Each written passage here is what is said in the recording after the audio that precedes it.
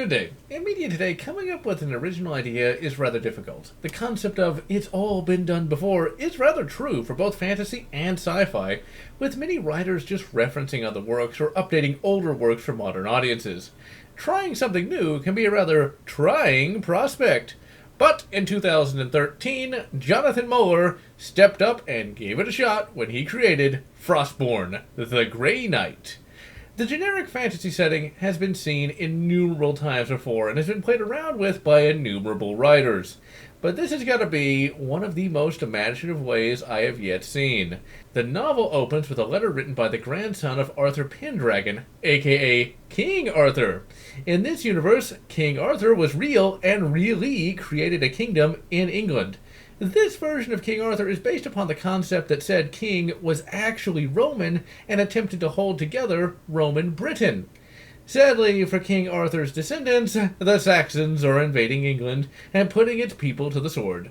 Merlin opens a portal to another world so that the citizens of Pendragon Britain can escape. In this new world, there are elves, dwarves, dark elves, etc.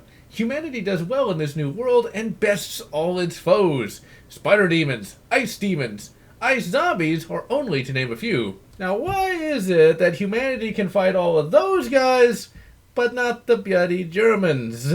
Are you going to tell me that the Aryan Superman are somehow more powerful than a bloody spider demon? Whatever the case may be, humanity learns magic from the elves and creates a class of magicians, and there are also knights with spell blades of ascendant justice. Humanity has carved out a massive kingdom and has spread Christianity. Yes, apparently King Arthur converted to Christianity, and apparently Pendragon Britain was also Christian as well. In this world, it's called the Dominatus Christus, and unlike in other fantasy universes, the orcs of this world are actually intelligent and are more or less at peace with humanity and have even converted to Christianity. So yes, this is the novel with Christian orcs. The novel itself is not that original, but I love the idea of this universe and how imaginative it is. The novel itself takes place 1,000 years after the citizens of Pendragon Britain escaped to the New World. Enter Ridmark Aravan, the most generic named fantasy protagonist ever, with the most generic backstory ever as well. His wife got the dids. When that happened, he was tossed out of the Spellblades by a corrupt official, and branded a coward and a traitor, and had his magic sword taken away as well. Since Ridmark is a generic badass, he had a metal cord quarterstaff created, and uses it to dispense justice throughout the land as he searches for clues of the return of the dreaded Frostborn, aka ice zombies. The novel, while generic, is still a pleasant read. Ridmark is a good guy, and all the people he encounters are suitably nice to him. And it's not a novel filled with a bunch of unpleasant assholes acting unpleasantly. Ridmark gets a quest to rescue a dwarven friar from some pagan orcs.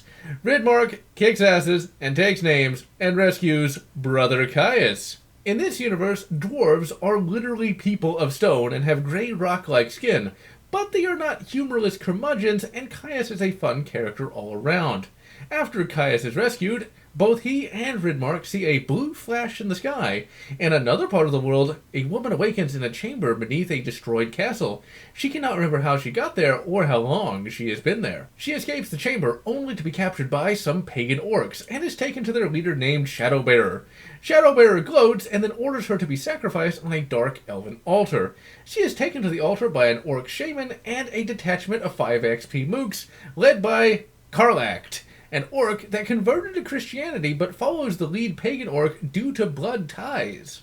While on the road to the dark elf altar, the orcs are spotted by the dynamic duo, and said duo gives chase. Throughout the novel, Ridmark channels his inner Han Solo. How do you take on 30 orcs? You stir up some evil fire dregs, of course. And in the ensuing pandemonium, Ridmark rescues the girl, who is still naked, by the way, and is naked for a lot of this novel, actually. She's gotta be cold. He, Caius, the girl, and Karlak makes it to the Deep Roads, and the adventures in the Deep Roads are fun as well. And we learn that the girl's name is Kalinde, and that she has latent magical powers that are possibly remnants of her previous life. We also learn that Karlak is not a bad guy, but a good guy caught up in ties of blood. After they escape the Deep Roads, the end game is set up. The leader of the pagan orcs wants to sack and enslave a nearby town, and it's up to our heroes to stop him. And there is also more going on than it appears. Generic fantasy, ladies and gentlemen, can be done well or poorly, and Jonathan Muller does it extremely well. For such a generic novel, I remember just about every plot point and character. Years after I first read the beginning thing, the novel does most everything competently. The characters are interesting and endearing, and the character of Karlach is by far my favorite, as I always love it when villains are given a chance to return to the light. Ridmark, while generic, does have some interesting elements. Everyone around him sees him as a big hero, but he only sees himself as a failure, and he does not stop believing that he's a failure at the end of the novel, leaving him open for some more character development. Kalinde is an excellent female character that starts up as a damsel in distress and levels up throughout the novel to the point where she actually gets to save the day. She does not come off as overly weak or overly bitchy, and is a good example of a proper female protagonist. The fight scenes are excellent and do not go on over long, and I love the stick fighting, as that is something that is not often seen in fantasy novels. The biggest issue by far is the massive amount of padding this novel has. Exposition is great. Character interactions are great.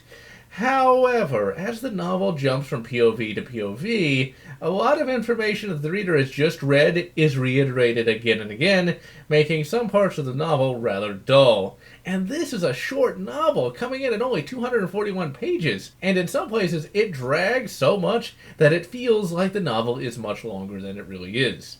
While the story is generic, the world is not. The whole idea of King Arthur's descendants kicking ass in another world is just epic, and we actually get some cool French-ish styled words for titles and locations, something that is barely ever seen in fantasy. Overall, this is a solid Burger King level in terms of quality. It's not groundbreaking or extraordinary in any way, but it satisfies one's requirement for a good fantasy novel, and I cannot recommend it enough. And so, I am GeneralLotz, wishing you good Son of the Black Sword, and good Royal Sorceress, whatever makes you happy. If you enjoyed this video, please consider subscribing, and if you can, please consider supporting me on Patreon so that I can continue bringing you this awesome content.